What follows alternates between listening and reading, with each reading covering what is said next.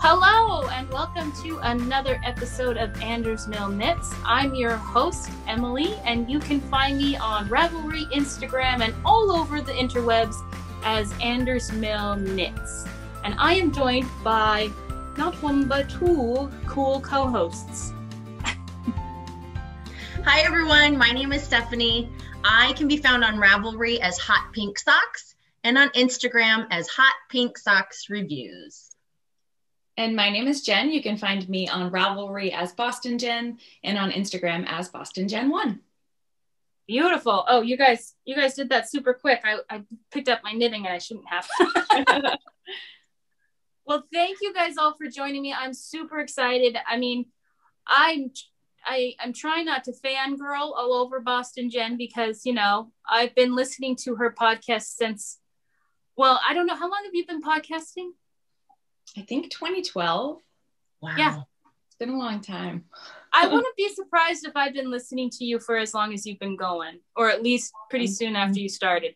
And in fact, a while back, you talked about how getting hold of all of your newer episodes. And I was like, oh, that'd be so fun to just start from episode 1 all over again. Yeah. Yeah. How about it? I listened to 1 or 2. It's really hard listening back to yourself. I know. When I do my audio podcast, oh, by the way, guys, I also have an audio podcast, Little Cabin Knits. I am a week behind in my scheduling, so bear with me. I have a good reason why I didn't record this week. But my podcast, Little Cabin Knits, when I went back and I listened to my first 2 episodes, and I've only got like 8 or 9 out right now, but man, like the movement of because I didn't know how I needed to hold my phone at the time to record properly, and so there's all this swishing sounds, and then my voice was weird. I couldn't handle it. Yeah, it's tough, especially the first couple episodes, but it's fun to relive since it's been such a long time. Yeah, I have a really good girlfriend here who's going to start an audio podcast about knitting in Alaska, and I'm super excited for her, but she keeps picking my brain about things, and I'm like, girl, I honestly don't have much advice except for to dive in. Well, send her my way if she needs help. I always love encouraging more audio podcasts because I love them. Yes. Yeah. And have you noticed that they're dying off a lot more, the knitting podcasts? Yeah. So, and that makes me really sad. Although, oh my goodness. I've forgotten her name all of a sudden. In Wales, Breda Dayne. Breda Dayne, yeah. I just listened to her before we got on tonight. Yeah.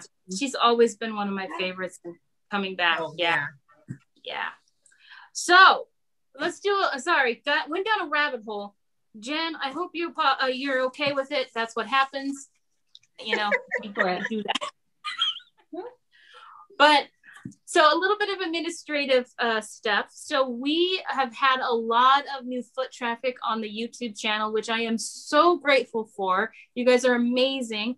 And we're running that giveaway for first 500 subscribers. I'm going to give away this beautiful skein of minis. Nice. Sorry for the crinkly. Can you see? And this is by 6 and 7 fiber. And it's beautiful. Yeah. I've used it. Okay, you've used it? Yeah. I don't remember buying this. Well, you have good taste. Yeah, there you go. But I obviously bought it at a yarn shop because it's got a yarn shop tag on it. So this set is called Meant to Be, and it goes from this beautiful like sea blue to sea green to yellow to a kind of a mixture between green and yellow and then yellow. And I thought that would be a really great way to bring in the springtime to give this one away. And then when we get to 1,000 subscribers, here's what I've got full of my basket of giveaways. We have got, I don't know how this is going to go. Maybe this will go together. We've got my slow knitting book that might be paired. I guess I would say it's paired with this Evil Little Goat that I picked out. It's this beautiful, it's called, what's the colorway? Sail. Cute. I like that. So we got that. And then I have my good friend, oh crap, I've forgotten my good friend's name, Giddy Yarns over in England. She also has a YouTube channel, but she dyes beautiful yarns. And this is one of her very first colorways she ever did a few years ago, called Fruit Salad. Cute. And so I'm going to give this away with a up to $10 US pattern on Ravelry or Love Crafts or whatever platform you prefer, because as long as they take PayPal, we're good, right? So I can get it for you. And then the big prize is a sweaters quantity. And I just picked this gray colorway that I had from Knit Picks, because I figure gray goes with everybody. I think, right? Is that right? Yeah. Okay. So versatile. So this is Knit Picks yarn, stroll fingering in the Thunderhead tonal colorway. That's a really nice choice. Yeah, it's coming up a little brown for me, but this is gray, very gray. It must be because I'm wearing purple or something. Or if people are really interested, they can look it up on Knit Picks and get a better idea. Yes.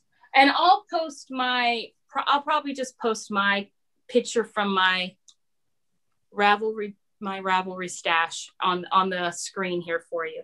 Now, and for those participants who are trying to either win or get the prize, is this in YouTube that we're doing this? Okay. Yes. Just for clarification. All you have to do is press the subscribe button, because there is a, what do they call it? Do they call it an aggregate or something like that? But it lets me know all of the people who have subscribed. And then I just plug in a random number generator thing, and Bob's your uncle. I've picked your name. In fact, speaking of, I have a prize to give away, because I did exactly that from our planned knit cow today. This looks like two different colorways. It's not. It's the same color. So it's Felici Lighthouse, Knit Picks Felici Lighthouse in the Lighthouse colorway. So this beautifulness was won by a very good friend of the podcast, which is Linda Collins, or LME Cole. I never know how to say her name. No, I always say let me call, and I don't know if that's right either. But she subscribes to my podcast too. Yay, Linda! She's so wonderful. She's sweet. She inspires me so much with all of her outdoor adventures. Like, how many miles does she try to bike almost every weekend and stuff? I don't know. Quite a few. She does some triathlons, and she is. Yes. She's awesome. Yes. So Linda, get a hold of me whichever way you want, because you know how to get a hold of me, and give me your address so I can get that out to you. Okay. Awesome.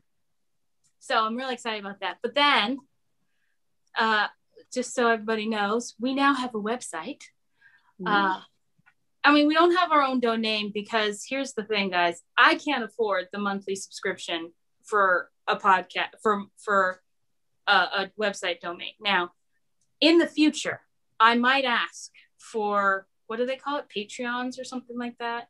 If you guys are interested in that, so that I can give you more content, more specialized things, or we can, I should say. But for now, I got the free version on Wix.com. That's AndersMill Knits. There you go. Just, and I know, be flashing across your screen. So that was a lot to say, and I feel like I went really fast. I apologize. But so now that we've done that, let's talk about week in review. I wonder what happened to me this week. So much news. I know. I don't want to monopolize the conversation though, but okay. Everyone wants to hear. Go ahead. Tell the story. Yeah. Well, so for Valentine's Day, I wanted to do something extra special, because we're all stuck, right? We can't really travel too well. But I knew that Jeremy and I, or Mr. Radio and I, were doing okay as far as COVID. And so we really needed to get away. So I splurged and got us a fancy hotel room, at least in my opinion. But I don't have very high standards. So down in Homer, which is a 4-hour drive away. And then we went down there on Saturday, and we stayed through Monday.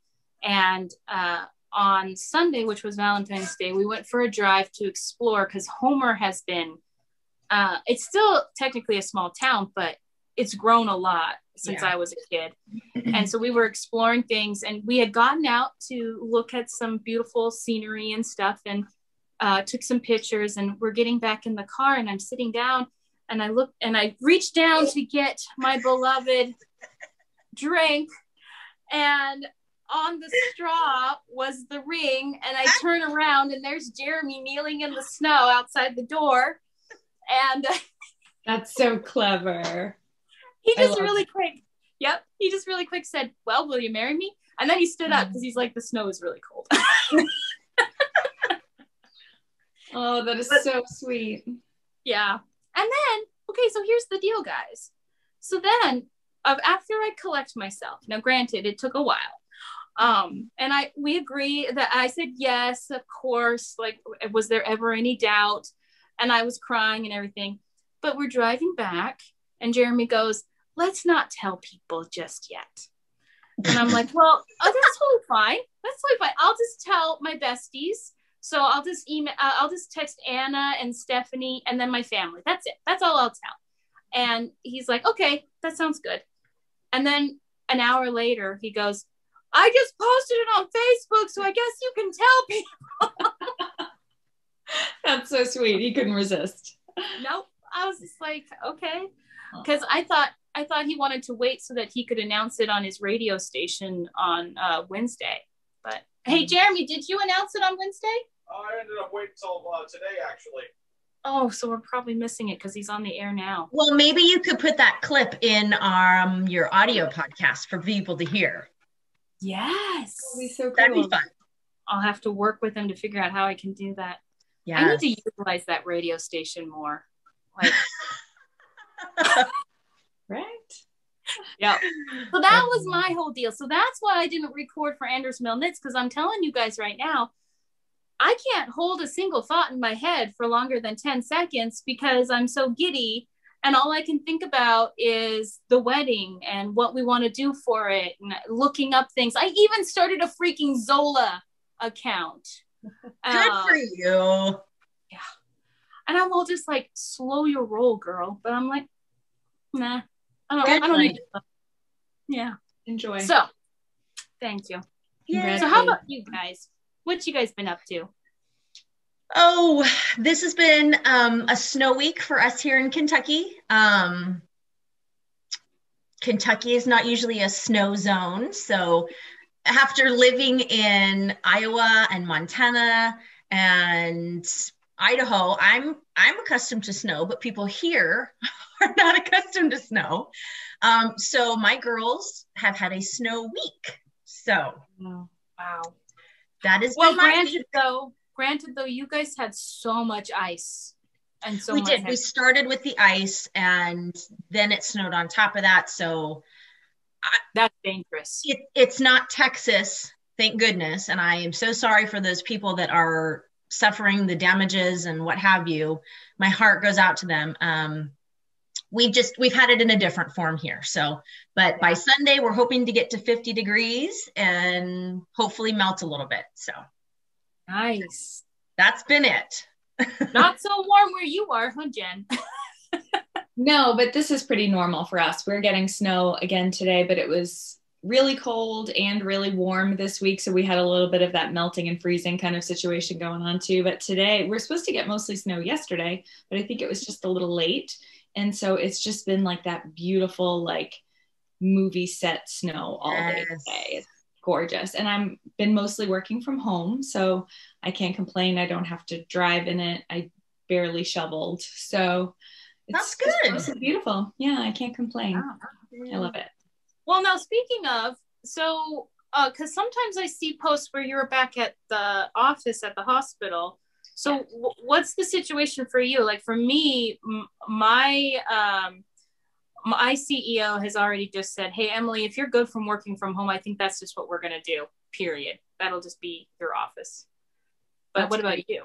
So for us, we're sort of on a mostly work from home until at least June. And the goal is to have 25% of people in the office or less so that we can do proper social distancing and that kind of thing. But I do need to be, most of my coworkers are on site twice a week. I'm a project manager at a big Boston hospital and I work in the nursing department. So I need to be on site usually only about once a week because I help to manage a communication system and we use iPhones and they break. And I can't fix that from home.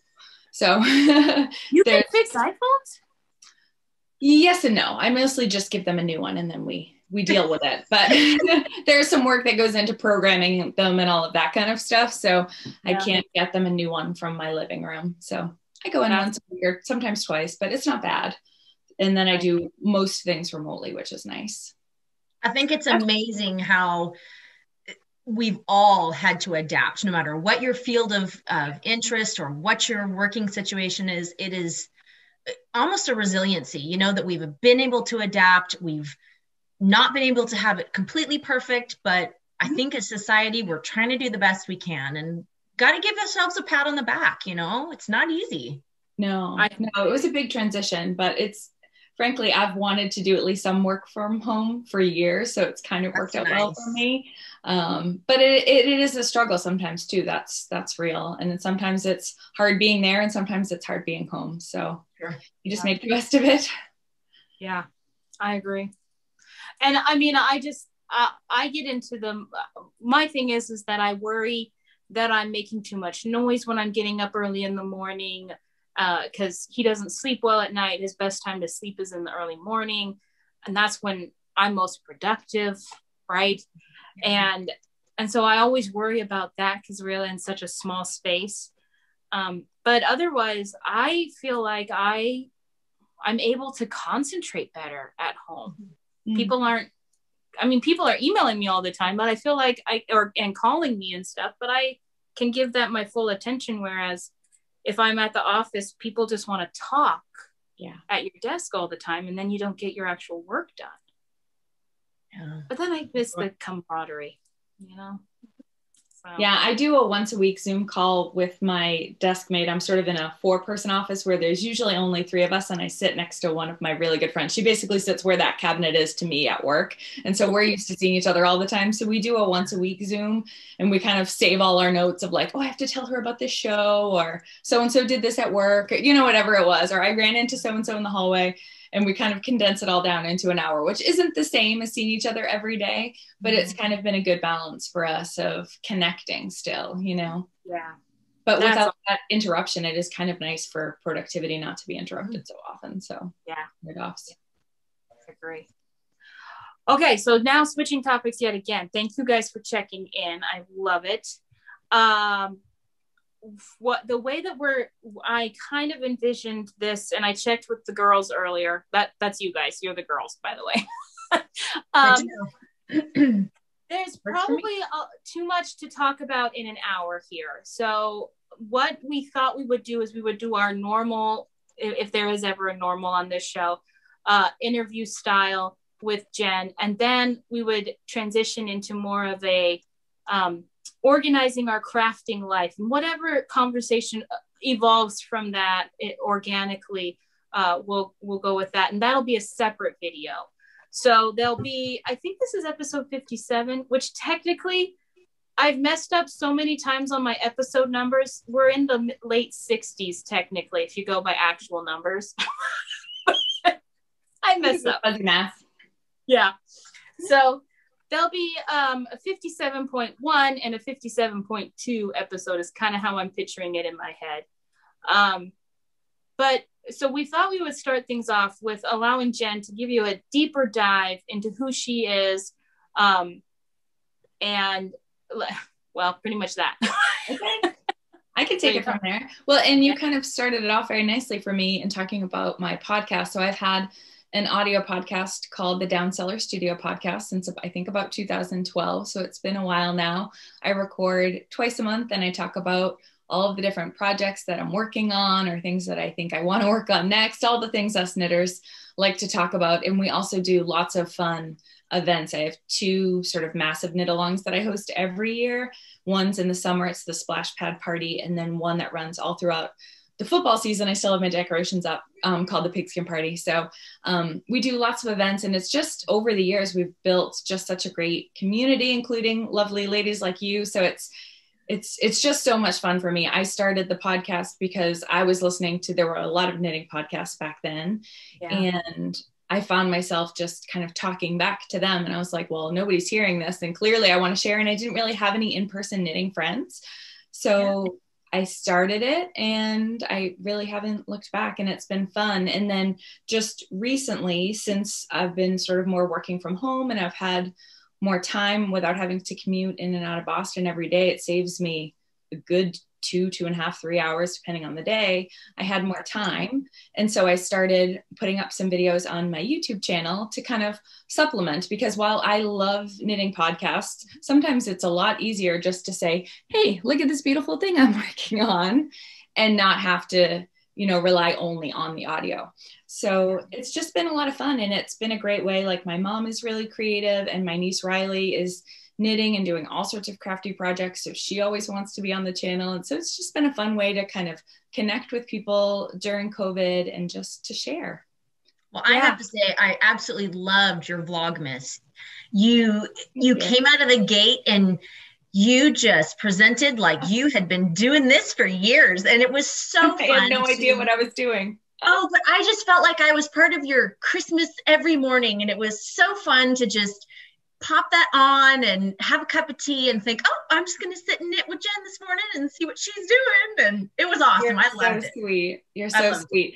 Well, and we should say too, so I got to know you ladies better through the swap that you all run, and Stephanie and I were partnered up together. And so it was so fun. Like, once I found out she was watching, and so we swapped Advent skeins of yarn. So every day on my Vlogmas, I was showing people what she gave me. And it was so much fun. And it was just such a great way to really celebrate the holiday season, when normally I would be going, we have 9 nieces and nephews. I don't have any kids of my own, but normally the holiday season for us is Christmas concerts and dance recitals and choir things and school events. And there's just something, and we do Christmas sleepovers with the kids. So there's just always something going. And so I think it was really a comfort for me to be able to find ways to celebrate and to find things to share. And again, ways to connect when we weren't doing sort of the normal things, Absolutely. Yeah. And I loved where you put your Christmas tree, because I was in the dining room this time, right? Yeah. We had to improvise because we were having some construction done. Normally it's in my bedroom, which I love, lying in bed at night with the Christmas tree on, but we couldn't put it there. And so, it ended up right in the dining room, and I was working from the dining room, and you can see it from the living room and the kitchen. And it was so great. It was just absolutely lovely. And I agree. There were only a couple that I could keep up on this year. So I made it a point to watch yours and watch Sandy by the Lakeside. Those were the two that I watched. I watched all of Sandy's too. But you do have to pick a lot. There is. I don't know how she keeps up with things either, right? And but also I loved how genuine she was, because there came a certain point in December where she just started getting really tired. Yeah. And she talked about that on the vlogs, and I actually really appreciated it, because she wasn't complaining. She was just sharing with us, and I felt like that was a way for us to really connect, because honestly, that's how I connect with other people, is through our vulnerabilities, right? And our lived experiences. So honestly, Jen, that's probably one of the biggest reasons why I've always loved your podcast, is because you're so open and genuine, and you are freely sharing. Like, you're not stingy about sharing your life. And, like even this week, so I'll show you guys in a little while, but my niece and I are going to be doing a special project where we're knitting together. And she was over picking out her yarn. And I thought to myself, wouldn't it be lovely if I could share her creativity on the YouTube channel, so we could record some of this together. And she's 17, but I called her mom, and her mom's like, I'm not comfortable with that. And I'm just like, dang it, I just want to share. With everybody, and I just Just do what I ask. I know it is hard. And I mean, obviously you respect her parents' opinion, and it's not for everybody. I understand there's sometimes really good reasons not to share, but I'm very fortunate that my family is all very willing to share and sort of trust my judgment with sharing things about our kids. We call them our kids, with sort of my audience, which is a luxury I realize not everybody has. Yeah. But especially now, I can't recall if there's been any in the past year because of COVID, but whenever like Riley and the kiddos are do, like if you'll do a special event for their birthday and stuff, and then they just record some audio, that was always my favorite. Yeah. And that's gotten harder as they have gotten older. When they were really little, I would just record them and not tell them. And then once they got to the age that they kind of knew what podcasts were and, you know, sort of had a better understanding of the world, then we would talk about, do you want to be on the podcast or not? And they would sort of consent. So, and now like usually they're at least willing to do it, but yeah, it's just, we've had sort of fewer of those visits because of and when it's audio only, the muffling of the masks is a little bit worse than if you're on video and there's a little more to it. So yeah, it's so true. I do like to include them in the podcast whenever I can. Yeah. And it's absolutely lovely. And you always preempt it by just saying, if you want to stick around, and I'm like, who wouldn't want to stick around? There's always a few. It's fine. It's not for everyone, but most people like it. Yeah, it's true. But that's not all you do though. No, that's true. So I'm also a knitting and crochet designer. Mm-hmm. So I started that sort of a couple of years into the podcast. I knit my first top-down triangular shawl, like many of us do when we're learning shawls, right? And I was like, well, that was kind of easy. But I want to put my own stitch pattern on it. And so I rewrote the instructions and just added something in for myself. And I posted it on Instagram and talked about it on the podcast. And people were like, great, when can we get the pattern? And I was like, what are you talking about? I don't know how to do this. But I was like, well, I didn't know how to podcast either. And I figured that out. So I could probably just write up some instructions. And so I gave it to the girls in my knitting group. And all of a sudden I was a knitting designer. So I didn't publish many designs in those first couple of years. And I really pushed myself in 2019 and, you know, trickled in some different designs along the way. So I'm mostly an accessories designer. This is one of my shawls, the World of Different shawl. It's one of my favorites. It just brightens up a dark, dreary day. Mm-hmm. But yeah, so I tend to write patterns that I want to knit because I think that's probably what most designers do. So I like them to be mostly easy, sort of mindless, but very wearable, something that I would want to wear and something that's sort of easy to style. And usually there's something a little bit different or a little bit challenging about them, but I'm not designing like all over cabled sweaters with complex constructions. That's not really what I like to knit. So it's not what I design. So well, because you're a multitask knitter, I would say. Yes. Like you're commuting, you're talking to people, you're watching shows and stuff. And so I feel like your designs are very approachable for those of us who are the same way.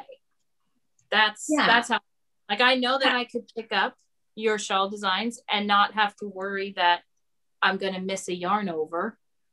Because and most of them are sort of easy to like fix. If like this whole thing is in garter stitch, there's some stripes, there's some short rows. If you missed an increase, you can fix it and nobody's ever going to notice. Mm-hmm. And so I like my life is different than a lot of people. I'm not a mom, I'm not a wife. I don't, you know what I mean? Like, but people are busy in different ways and multitasking in different ways. So if you're on the soccer field and you're knitting and you mess up something because your kid just got a goal, then that's different than my distractions. But I think a lot of us knitters, like capital K knitters, are doing other things. Right. And so, yeah, I like to design things that you could potentially take along with you. I also like the fact that for a capital K knitter like myself, it's a pattern that I would feel very comfortable and confident in teaching to a new knitter. It is not something so over the top that I say, oh, I want you to try a shawl, but I don't know what to do. So I love the fact that your patterns are clear enough, and I feel comfortable when I teach people how to knit. Hey, this is a great pattern. It's going to bring color, and multiple skills. You're going to learn how to change to a different color. You're going to learn how to sequence a stripe, an increase, a decrease. But I appreciate that about your patterns as well, because it's almost a way to break people into what I call real knitting, in a sense. You know what I mean? Yeah, it's not just a garter rectangle. Well, thank you. That's a lovely compliment. I appreciate that. Yeah. Well, and I don't want to show your pattern. I have one of your crochet patterns on my coffee table right now in front of me, but I don't want to give away the secret sauce of patterns. Do you want me to show? I do have a couple crochet patterns. Yeah. This is one of them. This is the ball band with a twist. And this one's a little different than the original. Emily's, you can see, is just done in one color. You could do it in two colors, but this one I just had a little fun and went with the rainbow colors. It's so cute. It's fun. There's a few extra ends to weave in, but I think it's worth it. And we use these, I mean, people use ball jars for all different things. We use them for storage, but also for drinking water. So we use them all the time. They're great little koozies. They're super cool. Yeah. And by the way, so I'm not a great crocheter. In fact, I really struggle with crochet. Just saying. But yesterday I knew instinctively. So I think, did you guys see my post yesterday where I was, okay, at one point I was actually in 3 different trainings because there was there was, so I had my iPad open for the 3rd one because I have a really intense training coming up next week. And they had a little check-in where you make sure everybody's on the same page and you've done all your pre-work and everything. So I was in that one.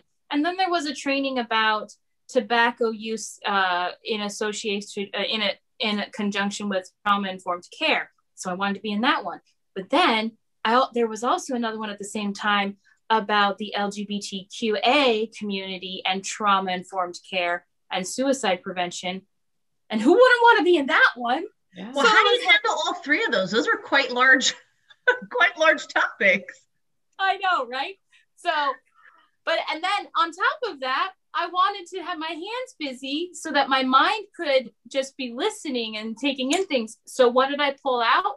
Now, granted, crochet is not normally my forte, but I knew that because of your check system and everything, that I could follow your pattern a lot easier than I could pick up the sleeves from my sweater or knit on my Alaska skirt or something, right? Oh, it looks super cute. I think it turned out good.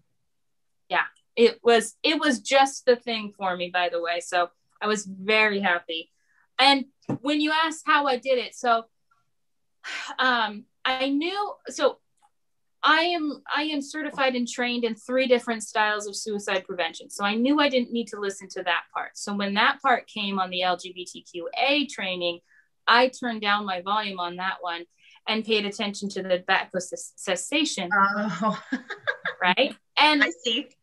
Similarly, I'm very well trained in trauma-informed care and the whole idea around the ACEs score, which is the Adverse Childhood Experiences score. So when they were talking about that in the tobacco cessation one, I was like, oh, I can turn that one down.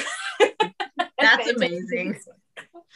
But also because I was in attendance, I also get to watch the recordings of the videos. So if I hadn't been in attendance, I wouldn't get to watch them. That's the way it works. There you go. So I can go back later. But anyway, so that's how I utilize my multitasking. I love it. But okay, so what is the newest pattern that you have come out with this year? Those are my Abington mitts. It's a pair of DK weight fingerless mitts. Let me put this one up.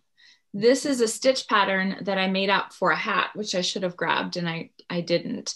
I made a hat as part of the Point Counterpoint Volume 5 collection with Mary of Kino Knits, and she designed a beautiful cowl, and then I had to, just looking at the picture, design something to match it. So I made up a cable to go with it and some other twisted stitch patterns, and then I pared that down to make it smaller to fit onto a pair of fingerless mitts. So that these aren't part of that collection, but the original design was inspired. So pretty. Yeah. Thank you. It reminds me of Meandering streams. I don't think that was your inspiration, but that's what it reminds me No, of. I don't think I've seen those. That sounds. Oh, no, just streams, period. Just The concept of. Yeah, yes. So. Yeah.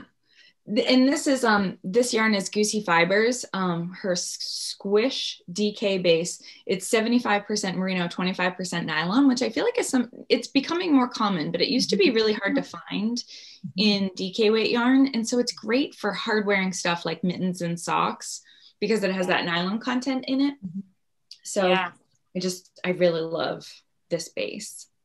They're beautiful. Now, I've heard you mention Goosey Fibers in the past, but are they an indie hand dyer or? They are. She's based in Massachusetts. She used to live like sort of a couple towns away, and I think she's moved out to Western Mass now. But she's local to me and sells at my local yarn shop. I've had the chance to get to know her that way, so it's great. Nice. Yeah, but I mean, it's kind of perfect for that single skein of DK weight that we all have in our stash. You know. Yep, I agree. It seems like Massachusetts, to me, seems to be one of the big epicenters for instance, Jamie from M1 Yarns, if Carrie from My Woolen Mitten, or I always get that wrong. If her Zoom had worked, she would have been on the podcast. And then we have you, and you guys are all from Massachusetts, right? And so I think it's ironic. And then who's those independent magazine people? And they did a whole magazine edition all about Massachusetts and designers. Christy Glass just interviewed them on her show a little bit ago. Hold on one second. I think I have their. Oh, maybe I don't. I know who you're talking about, and I can't think of the name of it. Where they travel to like different states and they have different makers, and it's not just yarn. It's not making, right? No, it's something. No. If I think of it, I'll put it across the screen. But I mean, that just tells you about the congregation or concentration. That's the word of creativity in Massachusetts area.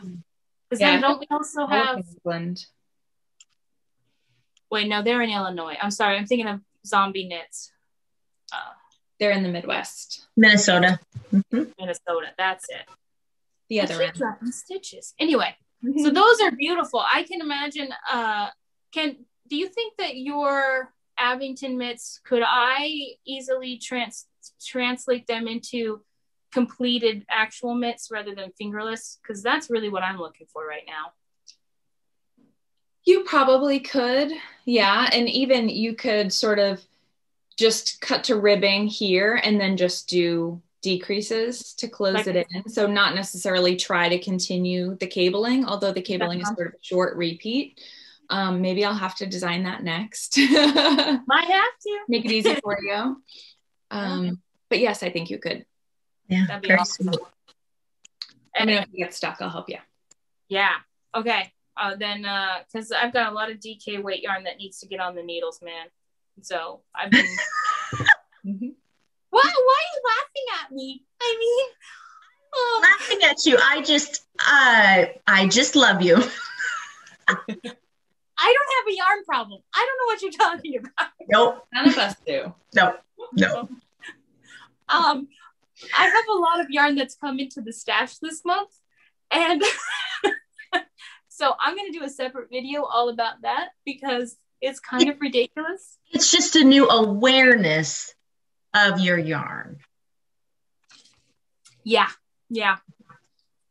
Oh boy, it's so great. Okay, so well, Jen already said what she's wearing. I'm going to say what I'm wearing for hand knits. I am wearing I had this. See, okay, guys, so this is the problem. And I can think of it. I forgot what it's called. I have it knit too. Yeah, I went and got my vaccine, the COVID vaccine shot this morning, and I have a terrible migraine, so I'm having a really hard time remembering my own thoughts. But is it Vera Valimaki? Yeah, it is. So well, we'll flash it across the screen here. Yes. So this is my hand dyed yarn from back when I had AndersMill Knits yarn. And then I've striped it with hedgehog fibers. So that's the pinkiness. So the purple's me. And obviously the purple's me. Hello, everything is purple for me. And then I'm also wearing some hand knit socks by myself, but this is Mrs. Crosby socks. And it's just a blank, a sock pattern. Oh God, see, I can't even think of that. I'm losing it, girls. I'm losing it. But that's what I'm wearing at the moment. Are you wearing any hand knits, Miss Stephanie? I was until I got into the SCOBY in my kombucha, and it kind of got all over my beautiful cable knit sweater. So it's soaking right now. Yeah. Oh. Oops. Yeah. So yes, so I'm sporting a cute flannel right now. I love a good flannel. If I'm not wearing knits, I'm wearing a flannel. Yeah, second that. Yep. So how about you, Jen? I'm wearing my World of Difference shawl, which is one of my patterns. I'll rock the whole socks. These are fuzzy. They need a shaving. These are haiku, I think, yarn, and they have like llama and alpaca and a whole bunch of other different things in them. And I knit them for Dan, and he wore them for a long time. And then they got into the washing machine by accident, and now they fit me. We have a few of those at our house too, where I don't complain that they've kind of shrunk down over time. Yeah, I'm good with it. It's still wearable. They just get repurposed for another foot. Mm-hmm. Yeah. Okay, girls, I have a question then. Okay, because I bought a whole bunch of yarn to supplement the yarn from my mom's alpaca Farrow blanket of yarns and use. of Rams and Ewes blanket. Mm-hmm. I bought a lot of different colorways to supplement, and in 100% alpaca. So now I've got extra. And when my mom was over picking out the colors, there was one that I actually picked up this weekend. I'll pull that out right now. That she's like, well, I don't want that in the blanket, but I really love socks out of it. And I just was like, how does alpaca do? It's 100% alpaca. Would that be okay for socks? I've never done that. I wouldn't knit it alone for socks. I feel like alpaca gets really drapey, and I think your socks would slide right off your feet. That's my first instinct. The one thing I was trying to think of is, I wonder if you held it double with another wool fingering weight yarn and made like DK weight socks. I don't know if she'd want those, but maybe that would help balance it a little bit. What weight is the yarn? It's fingering weight. Is that blowing out too much? There we go. There you go. I use my alpaca for the inside of my double lined mittens. I hold it double and use it as the inside of the mitt. Oh, I like that. And she could use mittens too. I totally lost some yarn. Keep talking. Well, being in Alaska, I call them breathable mittens. There's a breathable mitten, and then there's your woolly mittens. And after living in Montana and Idaho, you need woolly mittens. And so I oftentimes will take an alpaca and do the same. You essentially do your mitten one side, and then you do the opposite, and then you shove it in the inside to create that double warm layer. But that's where I like to use the alpaca, because like Jen said, it's going to have a different consistency with the stretch and the give, because there isn't any nylon in it. But right. And I honestly think that that's a genius idea, because boy, howdy, and I know my mom has that same problem where our fingertips just get so cold, and I don't know what's happened to all of my hand knit mittens, but I can't find a single one this year. So all I've been working with is fingerless, and it's not been working out too well. Not the same. So, well, good to know. Maybe I'll try knitting an inside mitt, and then the outside mitt can be your Abington mitts. Wait a minute. What if I knit a plain mitten with this, and then the fingerless mitts as written for Abington to go over it? Sure. I think that would look really beautiful. You could make a contrasting or a coordinating color so that the tip that shows through, that's the alpaca, matches the pretty outside too. Exactly.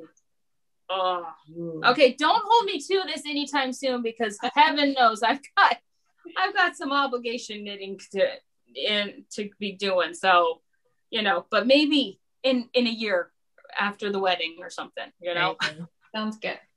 Jennifer, I want to know your sock story. Were you a sock knitter from the beginning, and how did you either learn or fall in love, like us, with socks? I was not a sock knitter in the beginning. I didn't get it. I frankly thought you were all crazy. Just going to be honest. Yeah. So I wanted to learn, because I just wanted to know how to do it. Like, I wanted to be able to say, I know how to do it. I just choose not to do it. So I learned using a very simple DK weight pattern from a book that I had that had ribbing down the sides so that it would fit a little better, because I had a feeling my gait would sort of be off.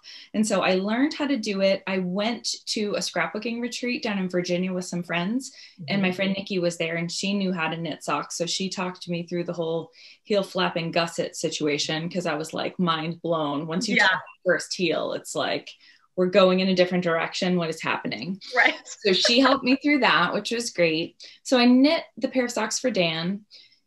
And I don't think I knit a lot of, I probably didn't knit any more socks after that. And then I think I started knitting socks again when one of the sponsors for one of my knit-alongs, O Loops, who I think is not O Loops anymore. I think they split into two companies, but they did self-striping, which they never really did self-striping, but they did this one that was 2 different pinks. And I was just in love with the colorway. And I was like, all right, well, maybe if I'm going to try a pair of socks for me, I'll do that. And man, that self-striping thing, it's as addictive as everybody says it is. And then I finally got it. I did an afterthought heel on those socks so as not to break up the self-striping. Instead of the heel flap and gusset. And then I don't know when it was that I learned the OMG heel from Megan Williams of Stockinette Zombie. And that's the heel that I typically do. I normally do self-striping socks, and that heel works really great for not really interrupting self-striping socks. So that's pretty much what I do. And I love that I can just do it 100% on autopilot. Yeah. So for all that on the go knitting. Yes. It's great. Awesome. Yeah. Well, now speaking of sock knitting then, so I know you do a lot of Patton's Croy, but if you had to choose only one sock yarn to knit with for the rest of your life, what one would it be? I like to do these big ultimatum questions. You know, I might pick Patton's Croy, and that is a hard decision. Like, I love how versatile it is. This is Patton's Croy. It's not one of their self-stripings. It's one of the effects yarns. But I like that they have different stripes and different effects and some plain tonal ones. So that's wonderful. They wash and wear really well. I gift these to everybody in my life. Most of them put them in the washer, have no problems with it. It feels great in your hands. It's sort of a thicker yarn than a Felici or standard sort of indie dyed yarn. Yeah. I think it's even, isn't it even rated as sport on Ravelry, even though I don't think. Yeah, I think it might be, because I don't even think they come in 50-gram balls, not 100 grams.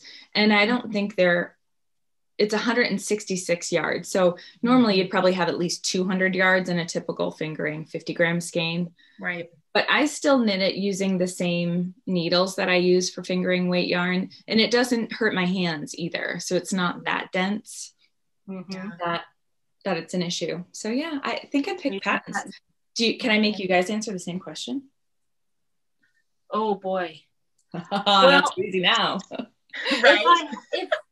I probably honestly would choose Fiber Nymph Dye Works, and not because her socks are long wearing, because honestly speaking, her sock yarn, her self-striping sock yarn is rather more soft. And so I don't have a problem with this, but Jeremy is a lot harder on his socks than I am. And so I've noticed with his socks that I've knit from her colorways, they tend to pill a little bit more, but I don't have a problem with it. But I love all of her colorways. And so I could very happily be knitting on her yarn color the rest of my life. Can I just chime in and show you what just came in the mail for me? I was going to say. I'm so excited about this. This is a mountain tweed base, which I've never used before. So I'm very excited. It's Superwash BFL, nylon and nap. And is that a new base for her as well? No, not really. I've got some minis of hers in that, but yeah. But that isn't that, no, that, oh, I'm sorry. Keep talking. I'm going to go take care of the dog. Yeah, she does. She definitely has a good color sense on top of having good bases to begin with. Mm-hmm. Yeah, for sure. So do you have plans for those? Those are definitely going to be socks and definitely for me. Yeah. Oh yeah. My gosh. Yeah, I'm very excited about them. If I had to answer that same question, I'm torn. I'm really torn. Like you guys, I love the Patton's Croy. I love the Felici because it's just that fun, stripy business going from here to there. And it works well for a gifting sock. For people who are non-knitters, who don't know how to take care of hand knits, it works really well. The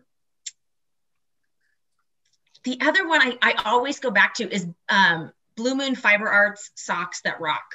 It is not a typical sock yarn in that it has nylon in it, but it has such a high spun twist. It wears the same. And originally being from Oregon, she's out in Oregon. My mom's knitting group is in Oregon, all that kind of stuff. I have quite the stash of it, and I enjoy it a lot. I do. That's a good one too. Yeah. And also though, okay, sorry, Knit Picks Felici and Patton's Croy are both actually quite economical to choose for the rest of your life. I think that would be really wise, especially if you're thinking about like, I want to knit socks for every person in my family. That could really break the bank, you know? So just saying. It's true. It's and you know, they often have you know, a percentage off at Knit Picks, or you know, if you catch it at the right time. I'll tell you my favorite thing is to find a D-stash. You know, someone doesn't want that color, or hey, I've got this, do you want to trade for something I have? And then it's just the cost of shipping, you know. So there's ways. Yeah, speaking of, do you by chance have the yarn you just got in D-stash with you right now? So I'm going to open the ugly closet behind me, but yes, I do. because she, that's one of her superpowers. I feel like the thriftiness of being able to find yarn, the same quality yarn as I want to knit with, but she finds it in ways that you don't go broke over. You know. Gail, I will say I've also found Patton's Croy at the local thrift shops, which you don't usually see indie dyed yarn, but people give away Patton's Croy. Yeah. Get a look. Not up here in Alaska. Never. You only find the crunchy from the 70s acrylic yarn in this. Yeah. Okay, go ahead. So with our cow that we're doing right now, and bringing awareness to using your stash, using your queue on Ravelry, kind of having a plan, having some goals. I really worked hard on matching patterns that I either had in my stash, wanted to knit, what have you, and matching it with the yarn. And I was very graciously gifted some Blue Moon Fiber Arts. Speaking of, this is their Woo Boo. And this, it's quite the skein. It is 620 yards, a 60% merino and a 40% bamboo. And I believe this is a sport weight, if I had to say. Anyhow, I have, I think 4 skeins of this, which will be plenty enough for a sweater and probably more. But all I had was the dark gray color. And I thought, ooh, I'm really into some color work right now. So I got online, went in Ravelry, and you can very easily get into where people have stashed it. And you click on the little button that says to trade or sell. There just happened to be a woman there who had a beautiful skein, same thing, in a light sea blue. Beautiful. And I contacted her and I said, hey, I'm looking to do a sweater. I noticed you have this skein.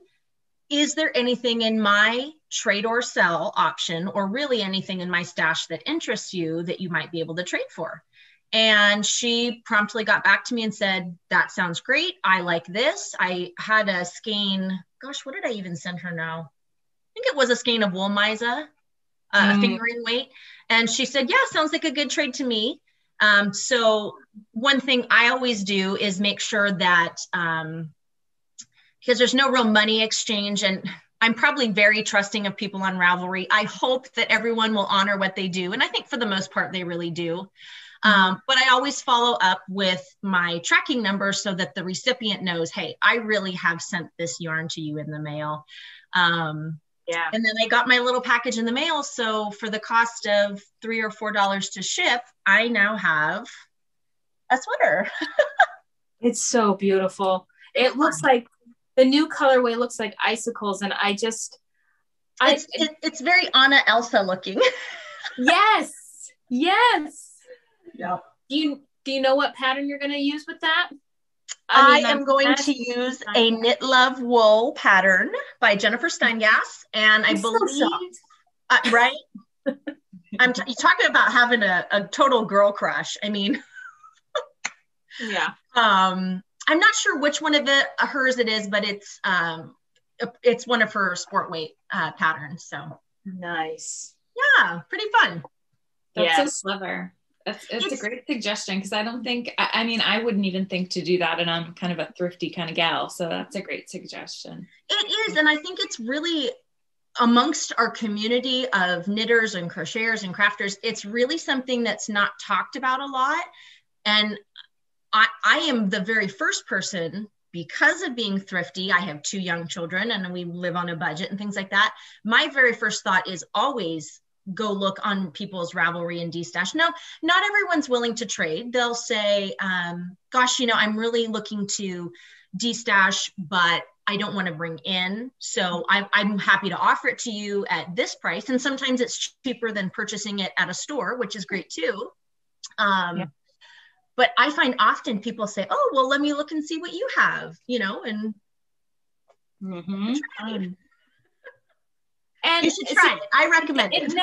It doesn't ever hurt to ask. I think that's the thing that we're scared of, is just simply asking. Even I'm scared of it. Like, for instance, I messaged a good friend that's a hand dyer today about a collaboration, and I was super nervous. It took me 3 days to get up the nerve. And this is a friend. Yeah. And of course it was my collaboration idea was well received, but it's that anxiety of how will this be received? I don't want to offend. I don't want to presume, all this kind of stuff. And honestly speaking, though, it really doesn't hurt to ask, because what's the worst? They could say no. Me personally, I feel comfortable because I feel like this is my community on Ravelry. If someone were to say, I try to have a little greeting. Hey, I hope you're doing well. I noticed you had this in your stash. Are you interested in a trade, or would you sell it at what have you? Thanks for your time, and I hope you're doing well. And it's also a great way to maybe find new knitters, new friends. I mean, there's no harm in asking. Yes, I completely agree. Yeah. Okay, so here's what I'm thinking, because I want to check the time here. Hold on. Oh, it doesn't tell me how long we've been recording, but I'm assuming it's been a good chunk. So here's what I'm thinking. Why don't we talk about, you guys choose. Do you want to talk about your whips, or do you want to talk about your FOs? And then we'll pause and we'll start the video again. And then we can talk about whichever one we didn't talk about, and then go into the whole organizing thing. What do you think? Well, let's let Jen pick, because she's our guest. Well, let's talk about whips first. Why don't we do that? All right. Well, who wants to go first? Because I always go first. I can go first. Well, Stephanie's rehydrating. Yes. I can show you my half a horse. My niece Millie's birthday is actually tomorrow, but she's skiing, so I won't be seeing her. And she asked for a good size horse for her birthday. Specifically, she said she wanted it to be a quarter of the size of a regular horse, to which her sister said, I think that's like an actual size of a pony. And I said, yeah, I'm not knitting you that. But I found this Heidi the horse crochet pattern. I forget the name of the designer, but we will link to it below. And I had all of this yarn in stash. This main one is Loops and Threads Impeccable, which is just the worsted weight acrylic yarn from Michaels. And I have no idea what the other two are, but it's been pretty straightforward. The only sort of potential snafu here is this is all that I have left for the yarn.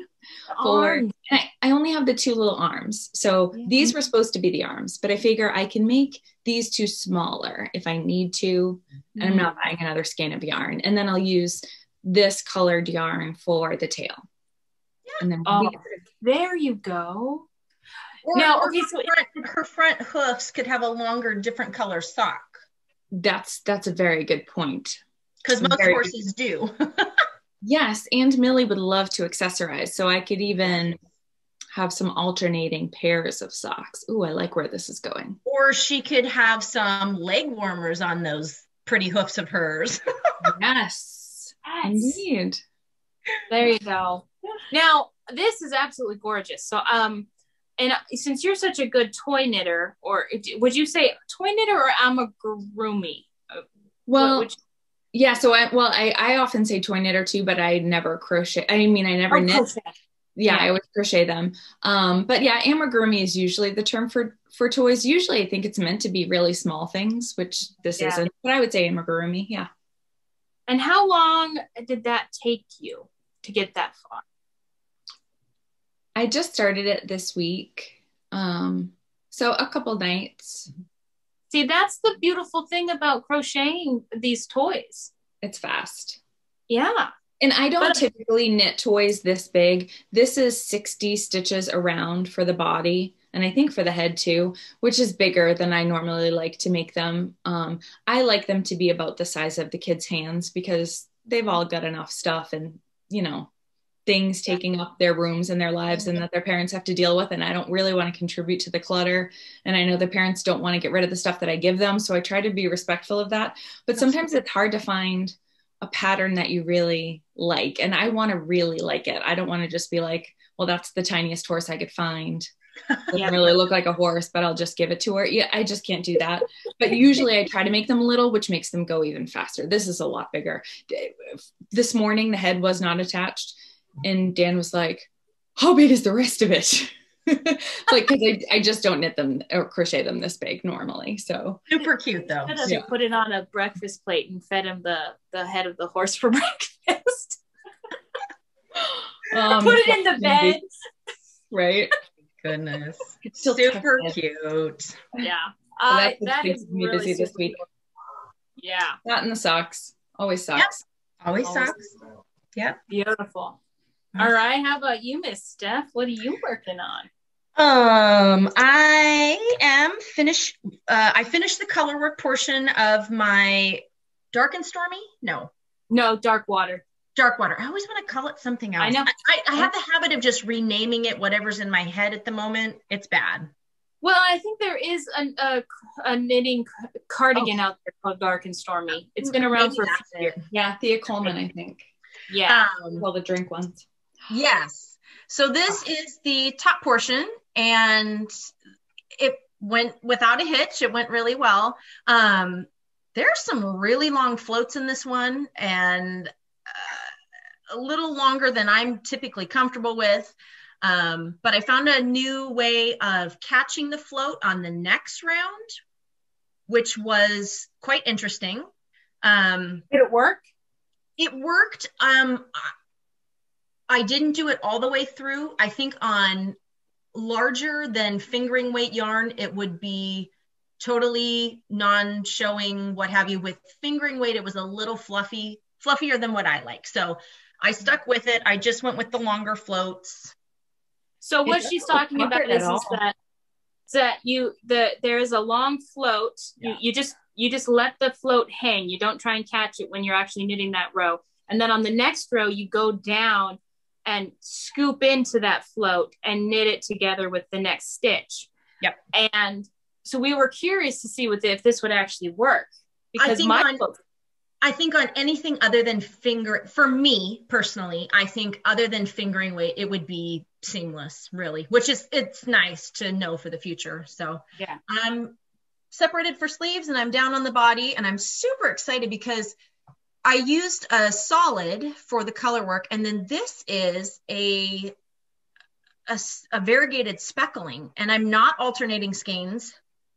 I'm Wow. really hoping that won't bite me in the rear end, but it's not a speckling that's a pattern. So it's very random, and there's just little pops kind of all the way through. So you might want to, I think that you're safe, like you said. I guess maybe when you're bringing in the new skein, which you might not even have to do for your size for the body, maybe just alternate rows just when you're adding in the new skein would be all you need to do, I think, right? Yeah, the only thing is I'm going to try and get it in the side seam as it goes down. So hopefully it'll be seamless and go from there. So yeah, I'm doing that. And just like Jen, it's beautiful on the go. It's really beautiful. Those two colors match so nicely, or coordinate so nicely. It's fun. And something, like I said, I'm totally unfamiliar, but you can see how the speckles are playing softly kind of in the background.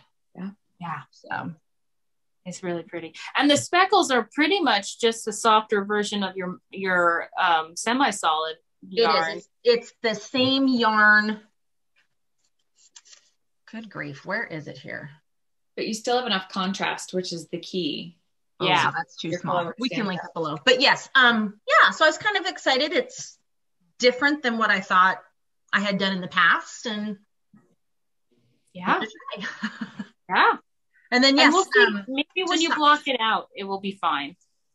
I'm hoping so. Yeah. Yep. So anyway, what are these socks? Just vanilla socks. I got one done this week. It was a snow week, so we've made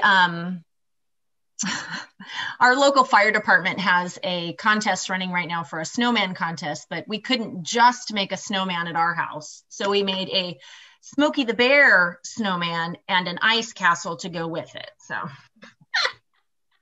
the pictures are on Instagram. They're impressive. Sure. They're cute, but and then Daddy printed out a little sign for Smokey that says only you can prevent forest fires. Anyway, I love it. I love it. You miss him. Okay, so works in progress. So I got a new tool in the mail. Oh, sorry, I'm getting work emails. Hold on. There we go. So I got a new tool in the mail. I got a new furl crochet hook this week. It matches my nails, so it's hard to see. And I got this in the size that I'm knitting for my, is it not? It's a E. Oh, I have it upside down. E size. And that's what I'm knitting my blanket for. But I was noticing when I'm crocheting my blanket, but I haven't been crocheting it because I've been noticing that the crochet hook I've been using was hurting on my arm. It was aggravating it a bit more. I think it's the way that I move my wrist when I'm crocheting. Or, okay, hold on. How do I crochet? Like this. And I move it like that. And so it was aggravating it. So I'd heard good things about furl. Where is it? They're very pretty from all the pictures I've seen. They're very sleek and smooth looking. Yes.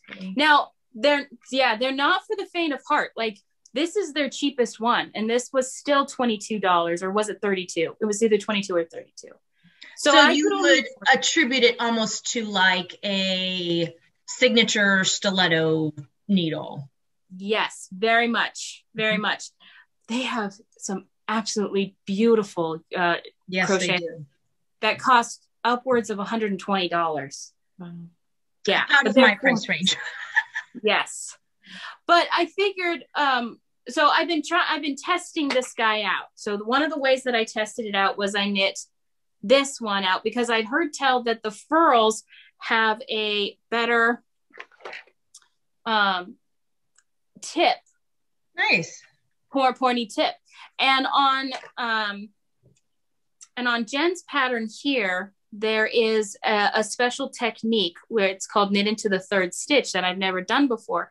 And it was proven very tricky. When I switched over to using the furl, when that came in the mail, actually, was that just yesterday? I guess that was just yesterday. It was so much easier because the tip is so much sharper. So I got so excited that I just continued on. And this is probably just going to be a washcloth, but I'm just having fun with different stitches. And you can tell that Emily seriously does not know how to turn her work with crochet. Seriously. It's hard. It's perfect. But it's just going to be a face cloth for the bathroom. So I don't care. But this is knit out of M1 yarns in her cotton convertible colorway citrus. Oh, is that going to work? Everything blows out. I get so frustrated with that. So there you go. Yeah. And I absolutely love her yarns. And so when my nieces were here earlier this week, I can't stand skeins up yarn. It's the thing that bothers me the most. But they love it. So they literally skeined up like 10 balls of yarn for me while they were here. And so I had them skein these up for me. This one up and another one of hers. So I've been doing that. Then a little tip for the edges of that. If you just go around the edge, you can probably smooth that out a little bit. Like do a single crochet or half double crochet all the way around. Do a couple stitches in each corner with a chain. And it will, no one will ever see it. It's beautiful. Good idea. Oh, I love that. Because I'm going to be honest with you. This is bothering me. So I could kind of tell. It's okay. Yeah. You can fix it. Okay. That's a great idea though. And if you do a single crochet all the way around and then there's like one spot where there's a divot, crochet is so easy that you can just make that 1 or 2 stitches taller. So if you did single crochet around, but you have to fill a hole, do a half double crochet or a double crochet to fill that hole and fill that height in. Smart. Does that make sense? Yes. I'm going to totally do that. Thank you. I'm just good. I want to get better at crochet because I am doing the blanket and everything like that. And that's going pretty well. But otherwise, like this whole, well, never mind. We'll talk about it in FOs, but let's just say I want to get better at crochet. But so that's one thing.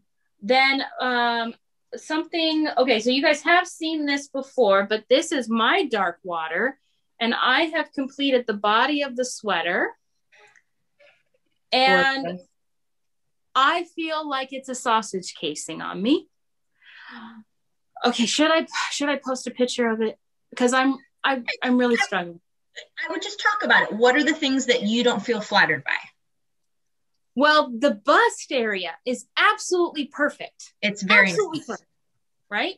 Very nice. However, I did decrease for the body because I thought I had 3 extra inches of ease than was needed. So I calculated out and I did decrease for the body in the middle in the seam area, side seams, which there really isn't any side seams. Apparently, I didn't need to do that because now it is like a sausage casing on me. That's how I feel. Everybody else, Stephanie, my mother, my nieces, Jeremy, they're all like, oh, it's so beautiful. And I'm just like, did you see the belly roll? Come on. My one suggestion, because I know you had blocked it out already.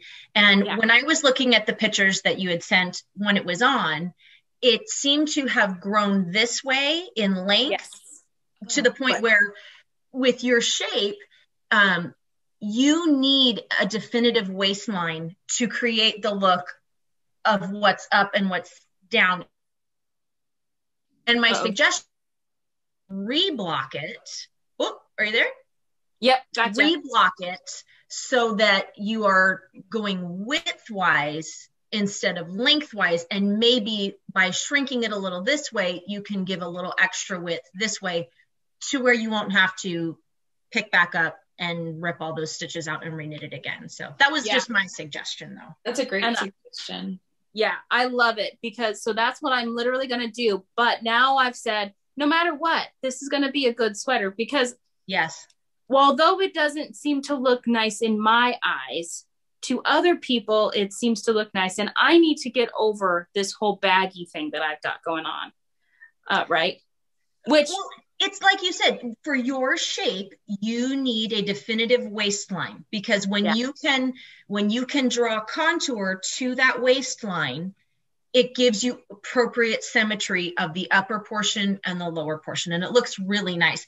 For example, you could easily turn that into a cropped sweater and put a darling dress with that. And that would be very flattering and make the top look appropriate as far as size and relationship to proportion, if you chose to do that. Yeah. Yeah. And the good thing is that you can try reblocking it first and then potentially try wearing it out. I mean, sometimes we all, we as women, especially, I don't want to speak for the other gender, but we get these ideas in our head of what looks good on us and what we feel comfortable in. And as our bodies change, that changes. But if there are people that you trust telling you that it looks good on you, I think you could feel comfortable leaving the house wearing it and just try to be brave and give it a try, is I guess what I would say. Is I'm guessing your loved ones haven't lied to you, and probably it does look nice. It might not feel nice on you, but maybe if you wear it out, you'll kind of build that confidence. And if you do that once or twice and you decide you still hate it, then you still have the option of ripping it back. Exactly. Yes. You don't have anything to lose.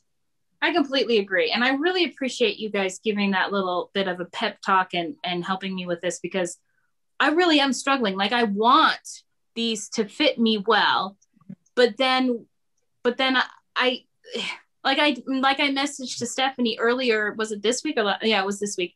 I was like, I just want one sweater to work that I knit, but so my plan now is that I'm going to, and I've been waiting for us to podcast before I did this. I'm going to pick up the sleeves and I'm going to knit the sleeves. Mm-hmm. Then I'm going to reblock it the way that Stephanie just mentioned. And if I still can't stand it after I think I'll do your thing, Jen, where I wear it out once or twice. And if I still can't stand it, no big deal. I can still rip it out, because what I'm not doing is I'm just not weaving in my ends down here. I'll just maybe pin it in or something. I don't know. And then I'll figure it out and it'll be fine. Although I did do an extra step on the edge, which is the tubular bind off. That took me 4 episodes of Star Trek Voyager to do. And I know Star Trek Voyager, so I don't have to look up at it because I've seen it so many times. And I don't think that so it's supposed to be a knitted edge. It's supposed to mimic a knitted edge so that it doesn't look like an actual cast off, but more like it's the knitting just ended instead. Is it worth it to you to put in the extra time for that? No. Then you answered your question right there. Yeah. So, and I'm telling you guys, it took forever. But maybe on a hat, it might be worth it to me on the brim of a hat, but not on this. So I'm not going to be doing it for the cuffs. There's also a sewn bind off that will do similar to the same thing. Again, just an option. Well, I guess I am saying it right. The tubular bind off is a sewn bind off. Yeah, but it's like halfway between a Kitchener stitch and a sewn bind off. Yeah. So, and then Jeremy kept on coming in and talking to me. I'm like, don't bother me. If I stop, I will lose my place. So there's that. And then the last thing you guys have seen hints of on social media, but a good friend of mine, where's my pattern? There it is. It's very much worse for wear because it's been out on Alaskan beaches and stuff. But a good friend of mine, Alexandria, or Alex, she'll be on the podcast in March. She came up, sorry about all of the noise. There we go. She came up with this beautiful pattern for a brioche skirt. Now, I've never done brioche. I've attempted to in the past. Oh, I didn't know that. Yeah, Kay tried to teach me on our getaway. Okay. And I'm one of those people that you show me something once and I will struggle with it right then. But if I walk away from it and come back to it, say, couple weeks or even a couple months later, or in this case, a couple years later, it's like, I was never gone, and everything just clicks for me, you know? Nice. So that's how this felt when I got to the brioche. I was like, why did I think this was so difficult the first time around? This is so cool. And I'm really having a great time. Good. So the thing that I want to point out, and I'm going to fold this so that you can't see the actual cast on stitches, but Alex, so her handle is We You Knits, We You Yarns. Oh, We You Knits. So she has literally done, this is just a sampling of the number of sizes that she did. And wow. So there's a total of 21 sizes in this. Wow. Yeah. That's incredible. Yeah. Yeah. And I found that I was in between, so she has sizes for your hips and then sizes for your buttocks. Mm-hmm. And I was in between two sizes. And so I decided to go with the smaller size because she recommends negative ease for brioche would look really nice. So that's what I'm doing. I've done the smaller size, so I'm pretty happy with that. So I cast on last Friday and I'm already halfway done. Oh my goodness. So cool. So yeah, Stephanie picked out the yarn for me. I tell her all the time, I shop your stash. If there's ever anything you want, just tell me. I'll send it to you. I meant for you. Here, put this one and this one together. I know, right? So this whole thing, I'm going to enter into there's one podcaster who's doing a new to me Mal. And I got to find, is it Little Drops of Wonderful? It might be, I'm not sure. I think they're in England, but they're doing that. And this is totally up that alley because there's a number of things. So this is a folded waistline, and in the middle of the waistline is actual elastic. So you trap that in there. Yes. Wow. And it actually wasn't difficult to do. The only thing that was difficult was I was doing it while we were driving. Okay. So I wouldn't recommend that. Sounds like something I would do. Yeah. And then of course the brioche is, I'm still calling it technically new to me since I only got like a swatch done the first time I ever tried it and I threw it away. But also I figured out on my own without looking it up how to switch colors because Alex says it's so fun to switch colors and do stripes and just make it your own. And I was like, I'm totally gonna do that. So I figured out the calculations. So each of my stripes are going to be about 3 1/4 inches long. And then I switch and it'll be blue, green, and then I'll finish the skirt. So I guess I'm not technically halfway done, but it feels like it. It's very cute. Yeah. And then I had a mishap. Watson has been really enjoying knitting on my little charms for my stitch markers. Oh no. And last night I was in a session or a training session with some people, and all of a sudden, no, it was Tuesday. And Jeremy tells me afterwards, so you might want to check your skirt. Watson was chewing on something and he had ripped out half the stitches to get at the charm, and he totally ripped the charm out and everything. So I had to reestablish. I had to figure out how to fix brioche yesterday. Wow. Yeah, it was a nightmare, but I figured it out. I'm feeling really cool. Yeah, nicely done. He is not a good boy right now. So that is what I have on the needles.